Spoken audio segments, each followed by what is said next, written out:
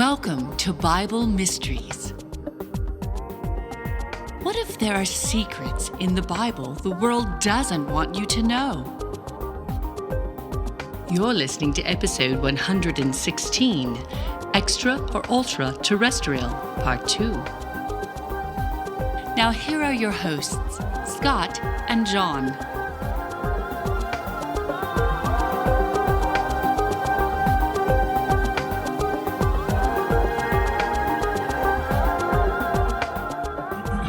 Hey, Scott and John here with Bible Mysteries.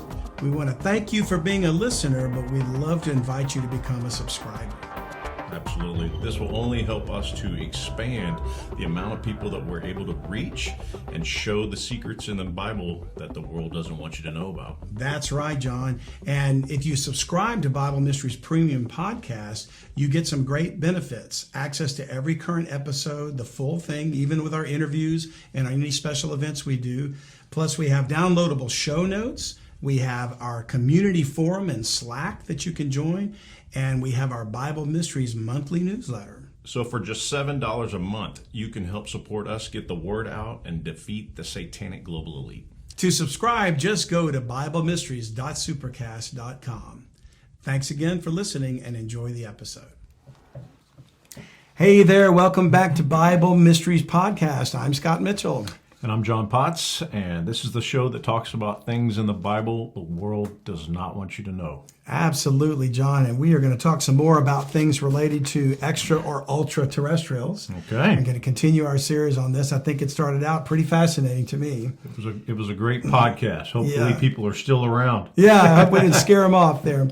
But yeah, I think we're finding that more and more people are asking these questions. Yeah. And they're really looking for answers, and most of the world that maybe is open to considering these type of things, there's a lot of kooky things out there. Yeah. And so if we're going to discuss it and look at it as a spiritual phenomenon, let's give the Bible answers for Absolutely. it. So there's a little peace, a little comfort. Get rid of what our government calls the disinformation. Oh, gosh, yes.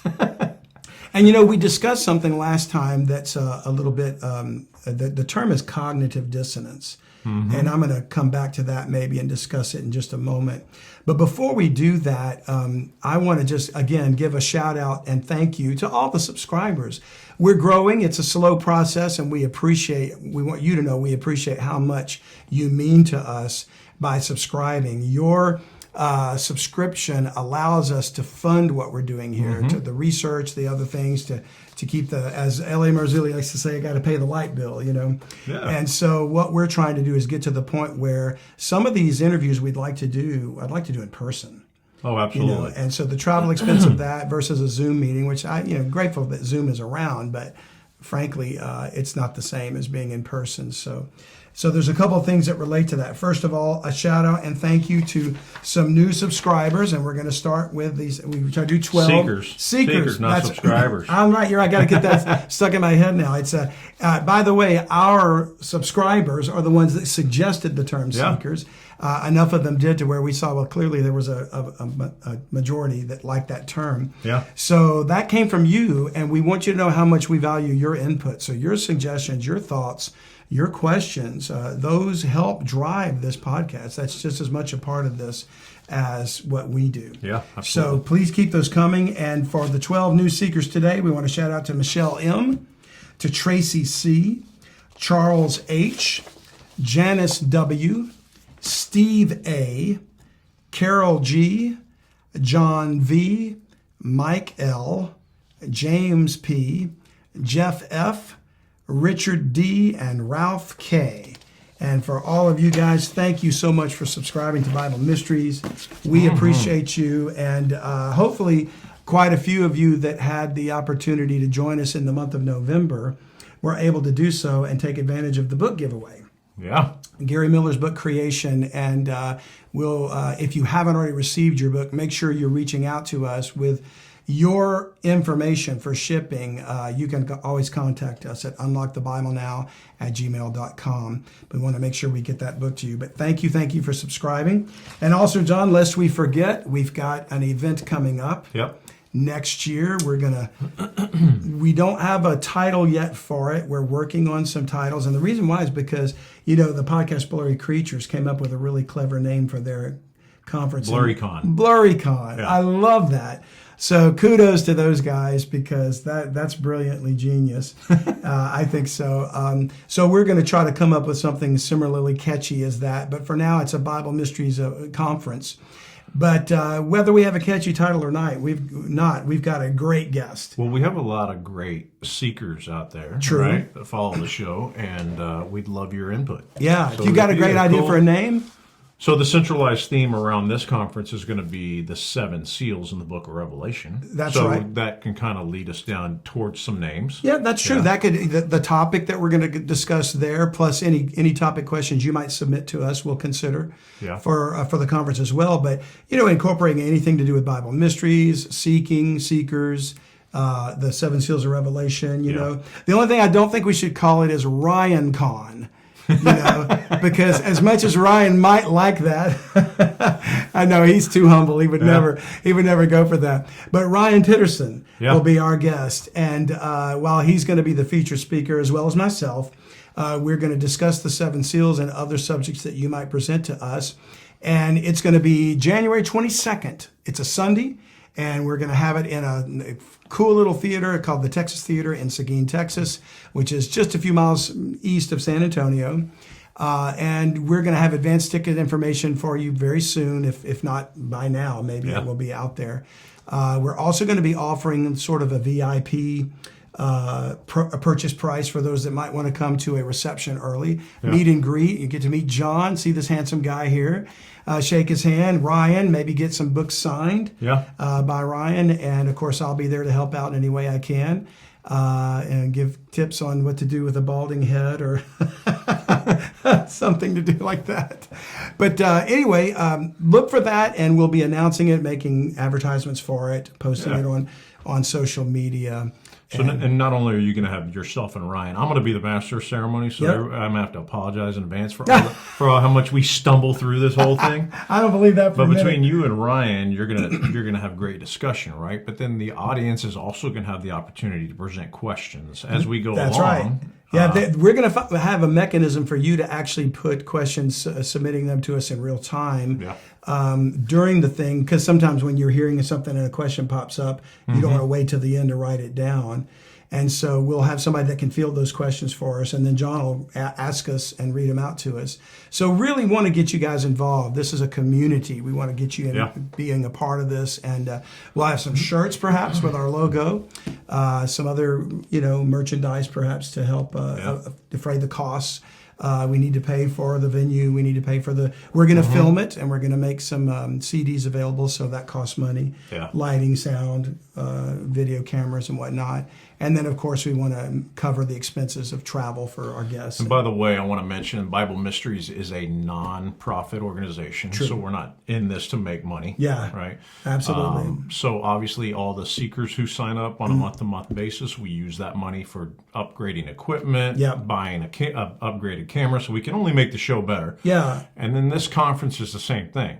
That's exactly right. We're not trying to make money off of this conference. If we do turn a little bit of a, call it quote unquote profit, it's a non-profit. We're going to put that back into the show to grow it so that we can reach more people, because that's what this is truly about, right? It really is reaching more people. And if you don't know, and I apologize if I'm telling people something that's clearly obvious to everybody else, for nonprofit organizations like this, we can't legally, take a bunch of money and hang on to it.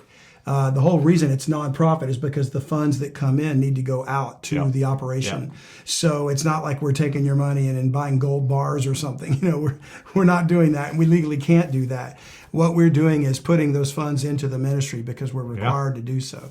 So it's not like we're saying, oh, we want to do this podcast so we're going to get rich, because that's not going to happen. Nobody ever got rich on a podcast except maybe Joe Rogan. You've been a Bible teacher for 40 years. You haven't gotten rich yet? Strangely enough, it hasn't happened yet. You'd think it would have by now, because I'm just that good, right? But no, I think, like I said, Joe Rogan may be the richest podcaster out there right now, but he's not a nonprofit. Huh? He's a corporation now. So we're very different. We're trying to get some information out, but we're going to use the funds that come in for the furtherance of this truth. So we appreciate your support on that. And with that being said, John, back to extra or ultra-terrestrial part 2. So we left off discussing this paper by Dr. Puthoff, which is going to be available again in the show notes. You can go to the link and read his journal, Ultraterrestrial Models. That's the word, not journal, model. And we're discussing this idea that he's posing, which is this phenomenon of activity of unidentified aerial phenomenon, alien abductions, cryptids, we discussed last week, all that. Are we truly doing a good job of looking for forensic evidence? Okay. And we're saying, okay, we'll use your terminology, your hypotheses, your thoughts, and we're going to say, yes, we've got some evidence in the scripture. And since he will not dismiss spiritual ideas as possible explanations for these, and we're saying, then here they are. These are spiritual phenomenon, and it's found in scripture, and we've got some answers for you. So that's where we're approaching this subject matter. Now, so still in the paper, and this would be, for those of you that may want to look at the paper, which is a PDF you can download, we're going to go to page, let's see if I can find it here. We're still in the background, so let's see. I'm not doing a very good job of finding this.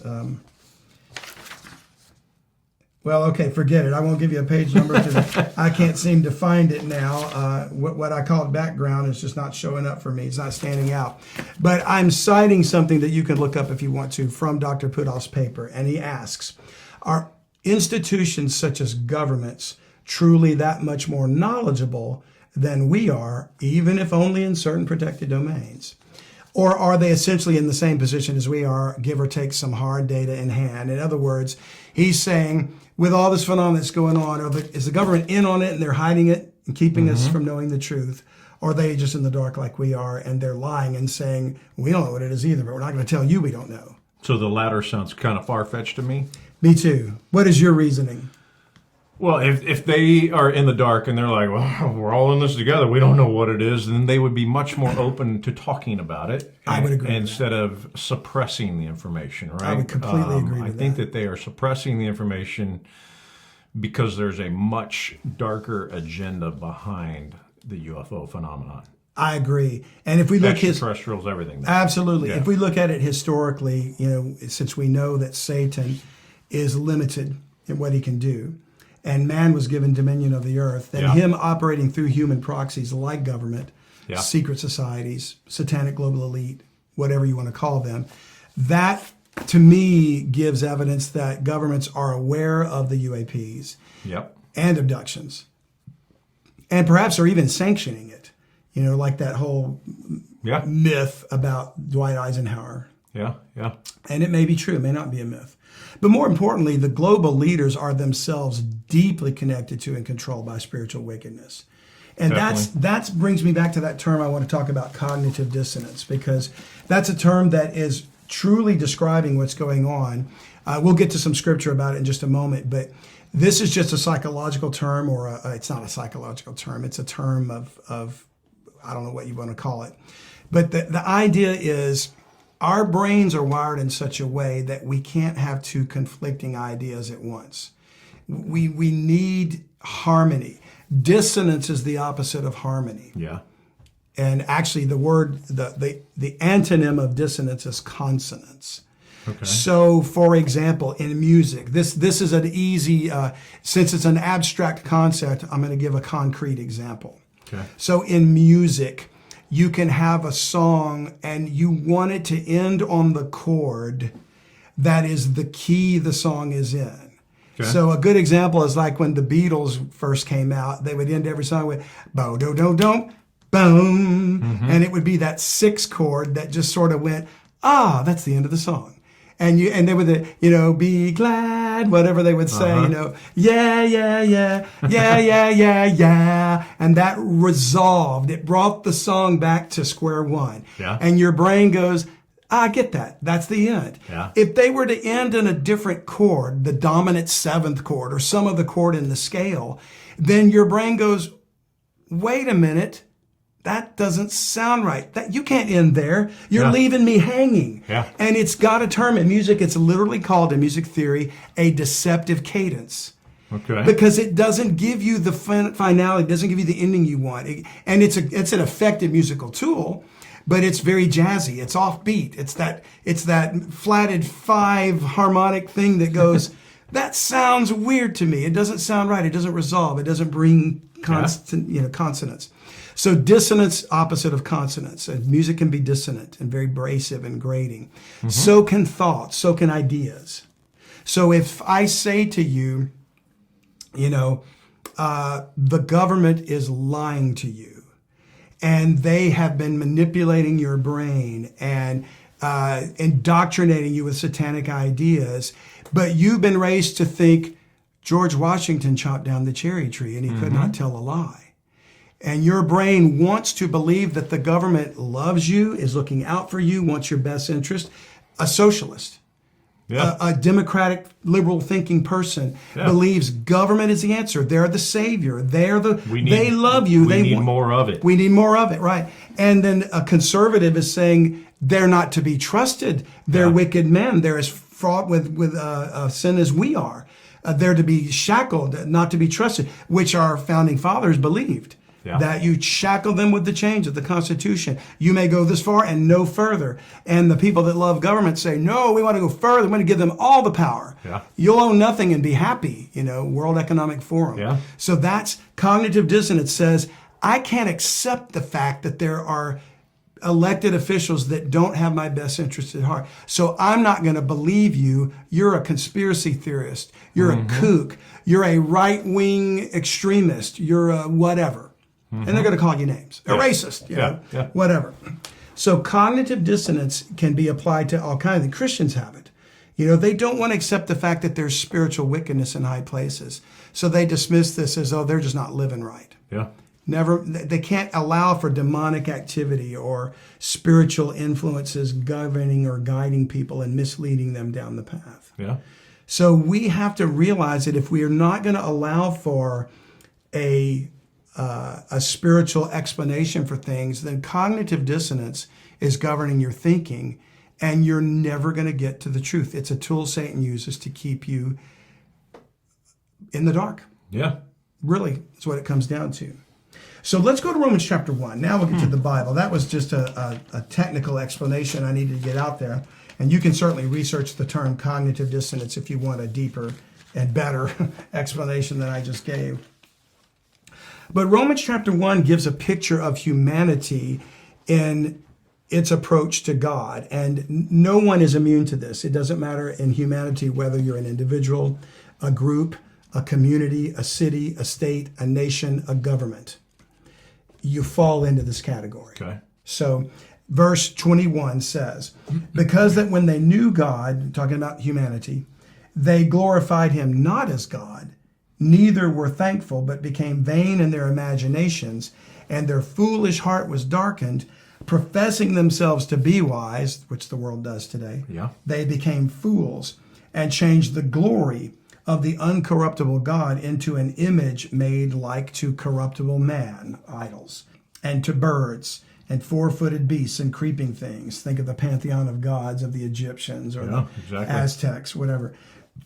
Verse 24, wherefore God also gave them up to uncleanness through the lusts of their own hearts, to dishonor their own bodies between themselves, who changed the truth of God into a lie, and worshipped and served the creature, that which is created, more than the Creator, who is blessed forever. Amen. And I want to emphasize the term that God gave them up to uncleanness. In other words, mankind through their leaders, because men have always had leaders, kings, emperors, governors, whatever. Mankind through their leaders turned from God to worship the creature. They formed occult societies to hide their evil deeds from the uninitiated. Yeah. And so we don't want to accept that. We don't want to believe that there's really a secret cabal of people running the show behind the scenes, because it's too horrifying to consider. And that they are involved in worshiping Satan through child sacrifice and pedophile rings. But it's real. Yeah. But of course it's hidden. Of course it's a cult. They're not about to let on, because if we saw that, there would be such revulsion. There would be a civil war. We would storm the castle. Yeah. There would be a Bastille Day in Washington, D.C. And we try to stop what they're doing, which is the hidden things. The occult is the hidden, right? Absolutely. Which is what they are doing. It would offend every one of our sensibilities of anybody that's normal, and has a conscience. So because we can't conceive of that, we, through cognitive dissonance, dismiss it as conspiracy theory. It's a kook. It's whatever. And yet they just continue. So they use that, and they continue to do their evil deeds. So I would argue that, yes, government is certainly been aware of these things. They know more than we do. They're hiding it from us. And there's going to be a time which it'll fulfill or come to fruition what their agenda is, and then the cat's going to be let out. So do you think cognitive dissonance is more prevalent in government or in the church? In the church and in the society at large. Yeah. There's certainly people in government that are the willing accomplices and they know what's going on. Yeah. But there's plenty that have cognitive dissonance that think they're doing good, but they're the unwitting pawns. Yeah. And that's kind of, at every level, it's used in some way or form. It is in fact a tool of the devil. Well, the reason I asked that, and the reason I said the church, is because it seems that the church, the modern day church, has just turned a blind eye to this. Yeah. To the point where they almost don't believe that it's as prevalent as it is, right? Because if you talk to our fellow Christians who are great people, right, and you start talking to them about how ingrained into our society satanic symbols are and Satanism and things like that, they're like, oh my, either they roll their eyes and don't want to hear about it, right? Or you're just one of those crazy going off the deep end Christians that just want to dive into that. You just need to focus on being good. And yes, that's a good message. Don't get me wrong. Right. You do need to be a good Christian and follow the teachings. But you also have to recognize what's going on around you, which is the indoctrination of our children and the school system, our entire society, right? You could go on and on, right? Yeah. Our entertainment How many industry. parents look at the games their kids are playing? Oh, absolutely. And what they're being taught, the violence, the bloodshed, the satanic symbolism. Yeah. Watch any music video award or music videos. Mm-hmm. And if it's not outright sexual exploitation, it's outright satanic symbolism. Yeah. There's a reason there's constantly seeing butterflies, monarch butterflies, cat-like printed outfits. Yeah. Leopard spots. Yeah. One eye sign. Yeah. And then the transgender agenda is, like you said earlier when we were talking off the air, Baphomet. Yeah. It is absolutely the gender blurring agenda has an aim in mind. They want our children. Yeah. They want to indoctrinate them and convince, and they're preparing that generation for this second incursion of angels, for this coming deception that is going to cause men to want to take this mark, the mark of the beast. So going to Isaiah 24, we referred to this a few episodes back in our discussion concerning the unclean spirits, but it's now being used to address the question about, are the governments of the world more knowledgeable about this phenomenon of unknown paranormal, whether it's UFOs, cryptids, you name it. And it's found in Isaiah 24, verse 19, where we read, the earth is utterly broken down, the earth is clean dissolved, the earth is moved exceedingly. This is a coming time of God's wrath, which he's going to pour out. And it's interesting to note that when God directly intervened with his wrath on the earth, you can mark the times in the Bible when it took place. Genesis 1, verse 2. The earth is without form and void. That's the result of wrath. There was a flood. The first flood. What happened? An angelic rebellion, right? Genesis chapter 9, the flood of Noah. God divinely intervened to destroy all flesh on the earth. What happened? Genesis 6, angels, incursion. They came down, took the daughters of men. Sodom and Gomorrah directly poured down fire and brimstone on the city. Was it just because the men of Sodom were homosexuals? No, what did they want to do? They wanted to have intercourse with the angels that visited Lot. And they were well aware of what they were doing. The Bible says in Jude they were going after strange flesh.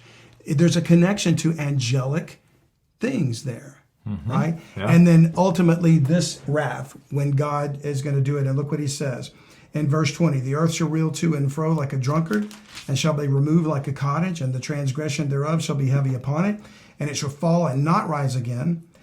And it shall come to pass in that day that the Lord shall punish the host of the high ones that are on high. That's the angelic spiritual realm there that's influencing man.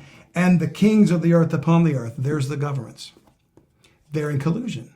He's going to punish both groups, and they shall be gathered together as prisoners are gathered in the pit, and shall be shut up in the prison, and after many days shall they be visited. So there's an alliance of fallen angels and human leaders. Hence, we use the term satanic global elite. Yeah. That's what that's all about. So I guarantee you, you don't get into high positions of power without agreeing to go through this angelic governance. Yeah. They have control. And they are, I'm not saying that everyone that ever got elected is satanic, but if they are righteous and they got elected, they are fighting an uphill battle because of the corruption in all government, not just America. It's everywhere. Finally, we're still on this point about, do the governments know more than they're letting us on? Letting us know. Revelation 17. And you'll see what this is going to culminate in. Why are the governments aligning themselves with satanic entities? Well, because they're all vying to be one of these 10 kings. Hey, look, I want a piece of the action, is what they're saying. So if they're looking, if they already disavow God, they already won't worship him as the creator. So who are they going to align themselves with? Well, the creature. Yeah. So Satan is the creature. Look in chapter 17 of Revelation, verse 12. And the 10 horns which thou sawest, there's an image here we're going to discuss another time, are 10 kings, which have received no kingdom as yet, but receive power as kings 1 hour with the beast. So the beast is the entity that's coming. He's Satan's child, Satan's offspring. These 10 kings, these have one mind and shall give their power and strength unto the beast. So they're going to obviously have power and strength. So the world's going to get dominated by 10 kings, and then they're going to turn that power over to the beast. These, verse 14, watch these kings, shall make war with the Lamb, and the Lamb shall overcome them. For he is Lord of lords and King of kings, and they that are with him are called and chosen and faithful. Can you imagine an earthly king believing he can fight against the creator of heaven and earth? No. Enough to make war with him? But so there must be, and that blows my mind that you just said that, but I'm also looking back where it says, you saw 10 kings which have received no kingdom yet. So it's not like they're the president over the United States. Right. It could be that they're just some ultra powerful human being, a billionaire, a transhuman being, someone that owns all of the communications in the world. So they don't have a kingdom, but they're a king, essentially, because they, I don't know. I agree with you. I believe that these 10 kings are going to be perhaps Nephilim kings, hybridized, because, I mean, how do we turn all these disparate nations into 10 kingdoms? Or how will they agree to serve 10 kings, And to me, that's what this whole World Economic Forum Great Reset is all about. They're trying to set the stage to bring this to happen. And the genetic manipulation and the artificial intelligence and all these things they're doing with experimenting with DNA is leading to this. Verse 15, and he saith unto me, the waters which thou sawest, where the whore sitteth, and again, there's a vision here of this great whore, who's riding a dragon. The waters which thou sawest where the whore sitteth are peoples and multitudes and nations and tongues. This woman is on them, over them. She rides the dragon, which is Satan. She represents the mystery religion that's been around from the beginning.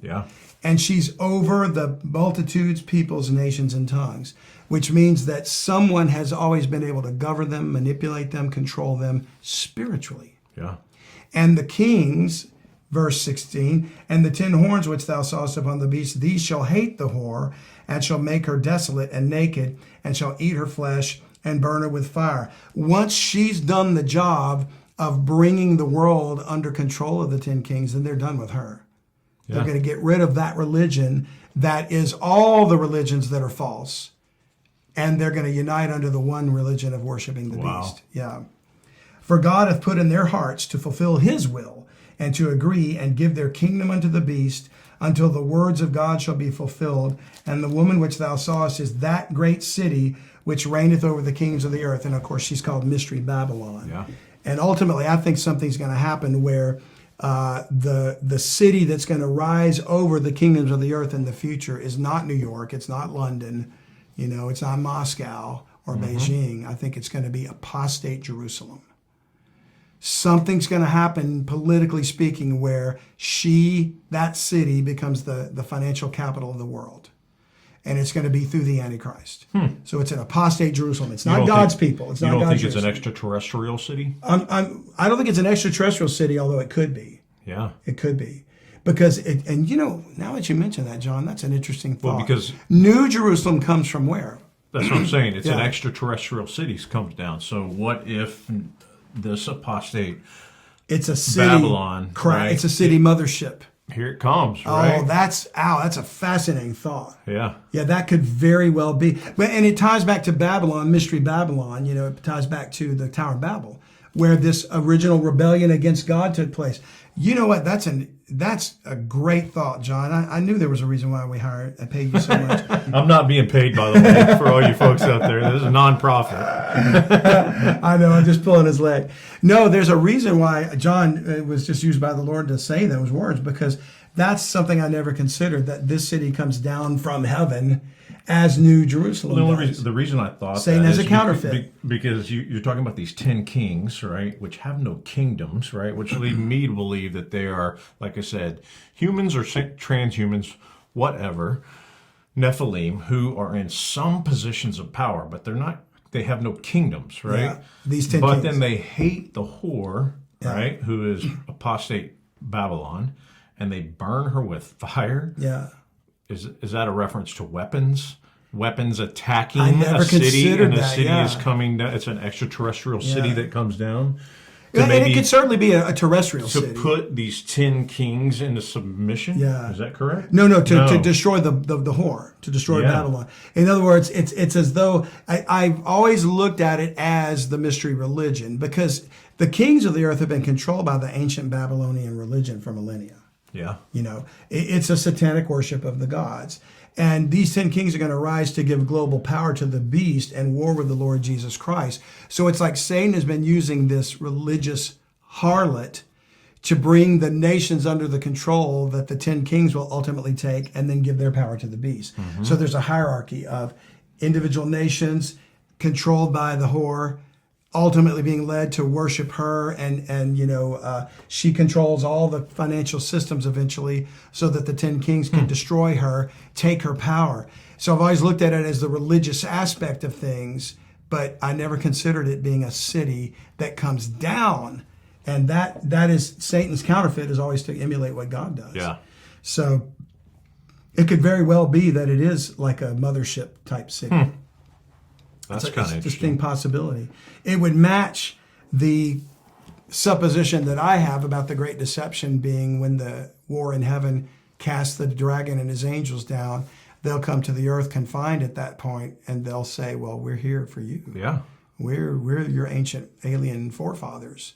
It's going to be a lie. Yeah. They're certainly not going to tell the truth. We got beat in a battle with Michael. He whooped on us, Go to Psalm 2. Okay. All the way back in the Psalms that David wrote, we've got a prophecy of the kings of the earth fighting against the Lord.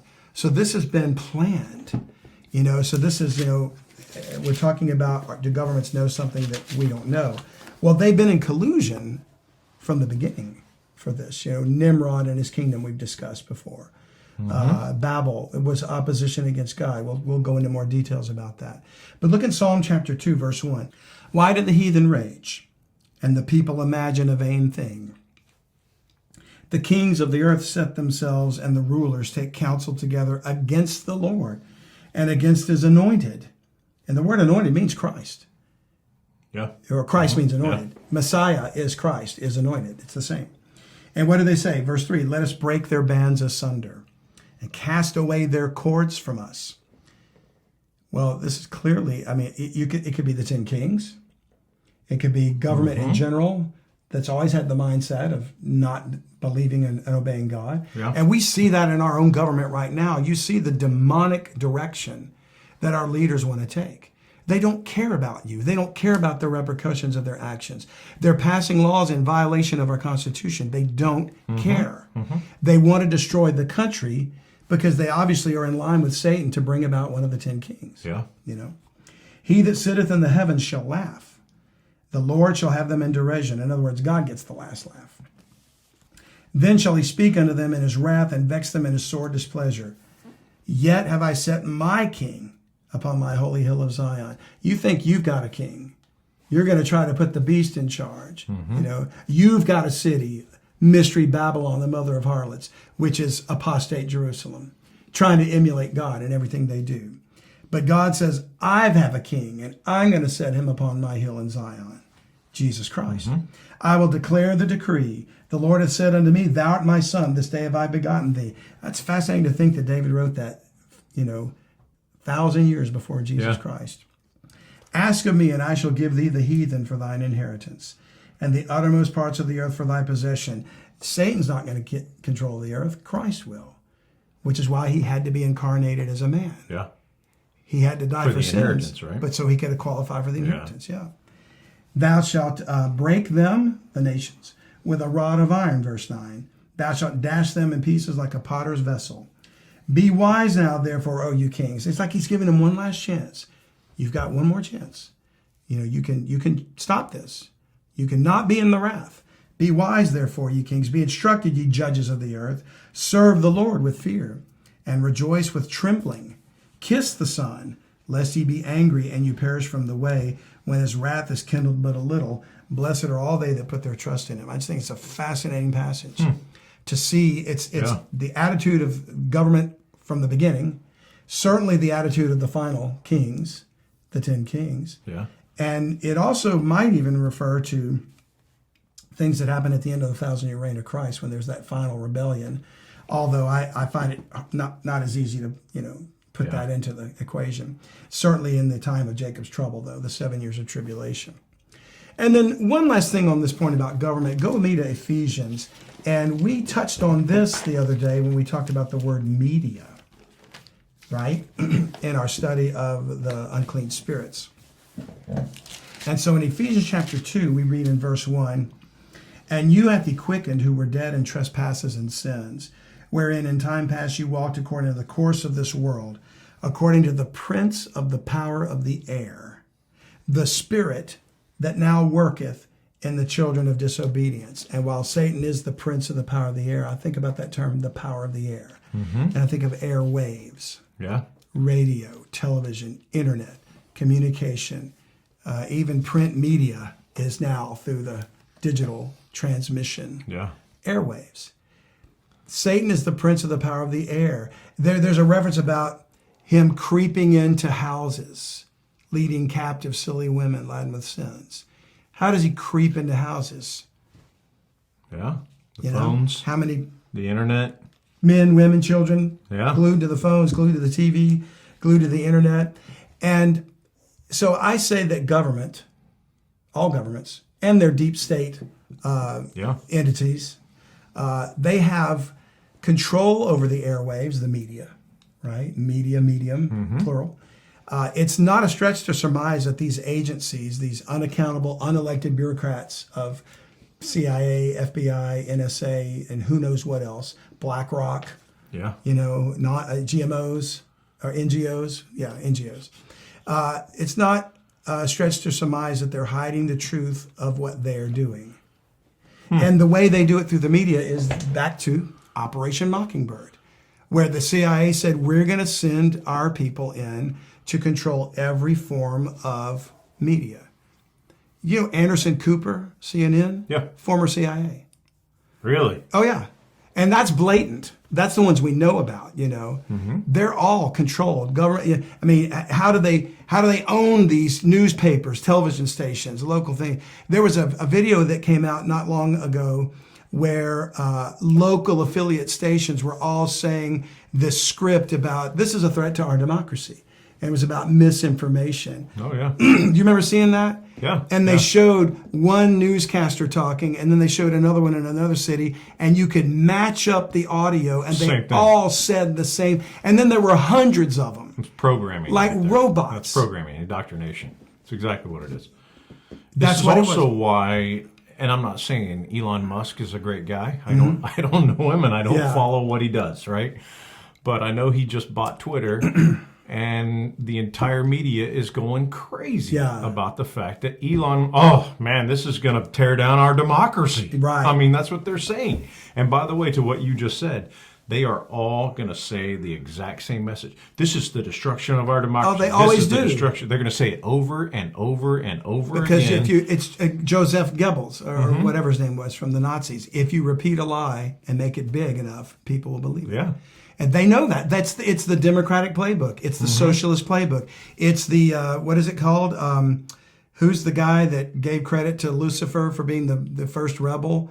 Rules for Radicals by, I'm drawing a blank on his name now. Zelensky. Okay. A 60s radical communist. Okay. That all of the left follow. That is the playbook. That's what they use to subvert governments and to oppress the people. So Satan's behind every bit of it. He actually gives credit to Lucifer in his dedication to the book. He says to Lucifer, the first rebel. Wow. Who would give credit to that? But somebody controlled by Satan. This guy. Yeah. And I hope I'm not saying his name right. I think it's Saul Zelensky or something. Alinsky. Saul Alinsky. Okay. Yeah, that's it. Rules for Radical. Now, so in this paper, Extraterrestrial Models, the last point about the background I want to cover. Okay. And we'll end this before we get through it all.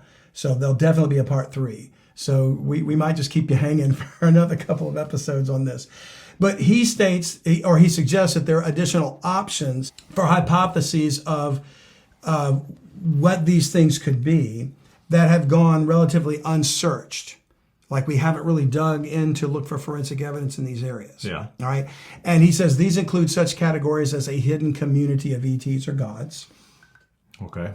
So they're among us? Yeah. Okay. They're among us, possibly stranded here millennia ago, a la the Zecharia Sitchin's Earth Chronicles series. In other words, he gives credit to some people that have been posing this hypothesis, not something he came up with on his own. Okay. Isolated remnants of a pre-Diluvial high-tech society, such as the Atlantis myth. Okay. Okay. Or an ancient occult group who happened to stumble on new energy sources and control of gravity, including a post-World War II covert cabal of the military-industrial complex variety, and he references Dolan's breakaway civilization concept. There's a lot to chew on in that A lot paragraph. to chew, big time. Holy cow. And I contend all of the above. Yeah. And that all of that can find, if not most of it, if not most of it, all of it, at least most of it. I agree with that. It sounds like all of those topics, and it looks like there's 4 of them there. Yeah. 4 main topics. Could be tied back to they're satanic, all spiritual. tied together. Yeah. So we're going to go ahead and break those down. And I think what we should probably do is wait and start breaking them down for next episode. Because we're only going to get into a portion of the first one before we're going to run out of time. Yeah, I mean, that one paragraph that we just went through is like, that's a whole other hour-long podcast right there if you devoted 15 minutes to each one of those, and right? if we can even do it in 15 minutes. So just to reiterate, we've got scriptures we're going to tie into these 4 points. Hidden community of ETs and gods. Okay.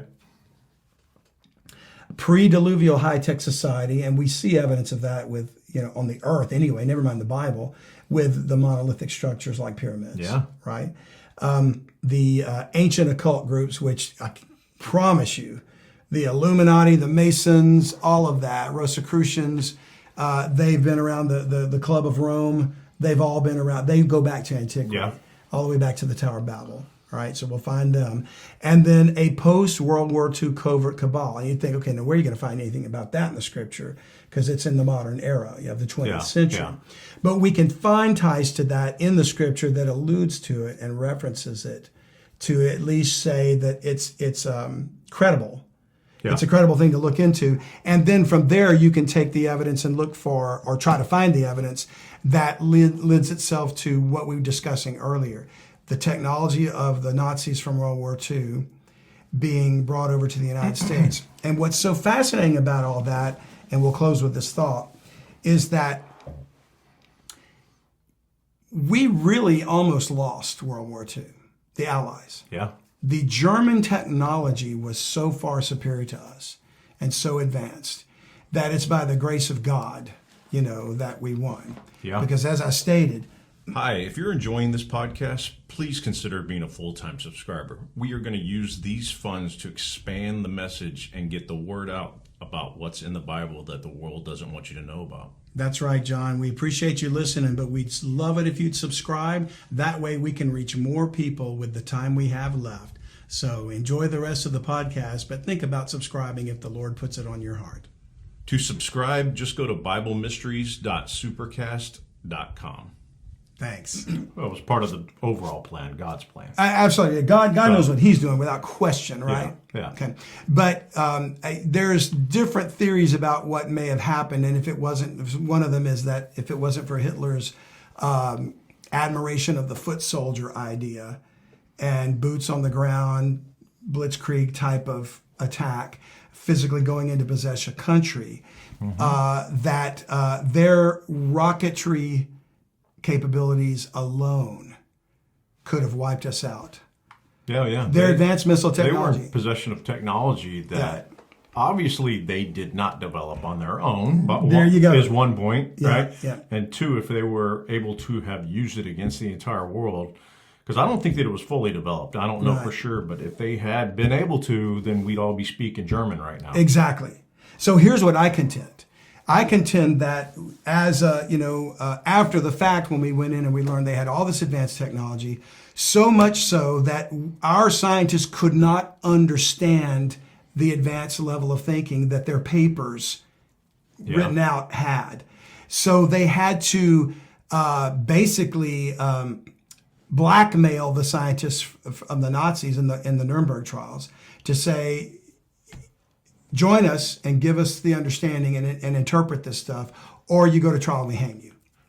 Yeah, And that's a post-war concept. Post-war concept. What about this pre-war concept? What if we saw that we didn't have the technology to keep up with them, right? And then principals in our government who are then being led by their masters, which are satanic masters, turned to those beings and said, whoever they're reporting to is giving them a technology that's going to wipe us out, and maybe the negotiation was done on a higher level than mankind. So, well, that's where I was going to go with this. Okay, so my contention is, it's interesting to note that shortly after it was discovered that they had all this advanced technology at the end of World War II, we have something crash land in Roswell, New Mexico, here in the United States, and allegedly reverse engineered. Yeah. And then shortly thereafter may have been the agreement in a covert government thing with the ETs. Yeah. Saying you can abduct our people, but we want the technology. Yeah. The Eisenhower myth. Another contract. Yeah. So it's pre and post World War. So all the way around, my point is, it's no secret after the fact that not only did we discover that technology amongst the Nazis, but that Hitler and the hierarchy of the Nazis were steeped in Satanism and the occult. Then we got the brain drain, and we made an agreement. Logically, you conclude that we too have a secret group of satanic. Oh yeah. In our government, and if another power rises and takes over the United States, it's going to be the same thing with them. Whether it's China or what. Yeah, the human proxies. So I do believe there's a scriptural connection we can make to the post-World War II covert cabal, and that they just came over here. They just switched sides. But the agenda was the same: world domination, world control, the spread of satanic delusion, and ultimately the government of the Antichrist. Fascinating stuff. A lot of stuff to uncover here. Yeah, a lot of stuff. So at least one, if not two, possibly even three more episodes on this. Wow. Yeah. So thanks, John. Yeah, as absolutely. always. Good Thank info. you for listening, and we hope this has been beneficial to you. I hope that it's given you something to think about. And ultimately, Our aim is to bring people to a belief and understanding that there are answers in this book. Bible Mysteries is about revealing to you that the Bible has some answers that may be available to you for the questions that you have, because we live in a crazy time. Absolutely. But it's always been that way. It's just getting worse. And we want you to know where you can go for peace and comfort and assurance. And the word is in this book, and the one who can provide it to you is Jesus Christ. So hopefully you'll see your need for him. And I thank you so much for joining us today. You take care. Hey, thanks again for listening. We hope you've enjoyed this podcast episode, and we so much appreciate you sharing with others and your friends and tell them about the show. And we'd also love it if you'd one more time consider joining Bible Mysteries Premium Podcast as a subscriber. Absolutely. And keep in mind that your subscription helps us get the word out to as many people as we can possibly reach. So we appreciate you partnering with us. Don't forget, it's BibleMysteries.supercast.com. And thanks again for joining us today. Thank you for listening today. If you like what you heard, share it with a friend. If you want to learn more, you can go to Unlock the Bible Now. That's utbnow.com.